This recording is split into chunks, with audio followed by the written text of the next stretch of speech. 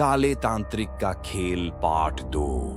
गांव वाले धीरे धीरे सूरज से डरने लगे।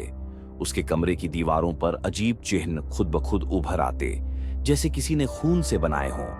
रात को उसके गले से अचानक गुर्राहट निकलती और कभी कभी उसकी हंसी पूरे घर में गूंज उठती। उसकी मां रोते हुए कहती, ये मेरा बेटा नहीं, ये उसी तांत्रिक की आत्मा है। एक रात गांव में भस्म लिपटा एक अघोरी साधु आया। उसकी आंखें जलते अंगारों जैसी थीं। उसने कहा, मुझे यहां बंधी हुई आत्माओं की चीख सुनाई दे रही है, बताओ कौन अभिशप्त है। गांव वाले उसे सूरज तक ले गए। साधु ने सूरज को देखते ही त्रिशूल उठाया, फिर बोला, ये अब इंसान नहीं, ये आधा तांत्रिक बन चुका है। अगर मैंने इसे आज मुक्त न किया तो पूरा गांव विनाश में डूब जाएगा। आधी रात को साधु सूरज को मंदिर ले गया।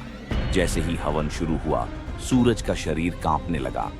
उसकी आंखें पूरी तरह सफेद हो गईं और उसके मुंह से काली झाग निकलने लगी।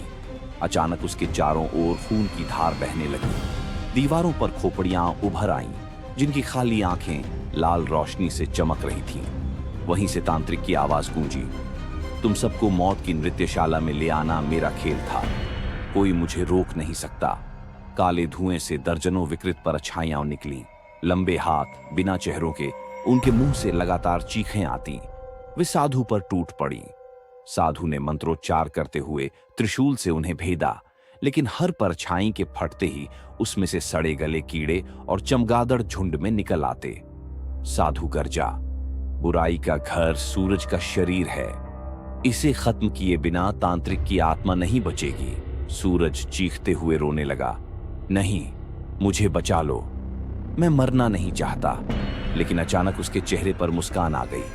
तांत्रिक की आवाज उसी से निकली, मार कर देख ले साधु, इसके खून की हर बूंद से मैं नया जन्म लूंगा। गांव वाले सहम कर पीछे हट गए। साधु ने मंत्र पूरा किया और त्रिशूल सीधा सूरज के सीने में उतार दिया। क्षण भर के लिए सूरज इंसानी चीख मारा, फिर उसका शरीर फट गया और उसके भीतर से काला धुआं व कीड़ों का तूफान निकल पड़ा। पूरा मंदिर खून की गंध से भर गया। तांत्रिक की आत्मा भयावह चीख मारते हुए जलकर राख बन गई। सूरज की देह राख में बदल गई। गांव वाले भयभीत होकर पीछे हटे। साधु थका हुआ जमीन पर बैठ गया और बोला, बुराई कभी बिना बलिदान के नहीं मिटती। सूरज की मौत ही इस गांव की मुक्ति थी। गांव वाले रो पड़े, लेकिन जैसे ही वे मंदिर से बाहर निकले, दीवार पर एक जली हुई छाया दिखाई दी।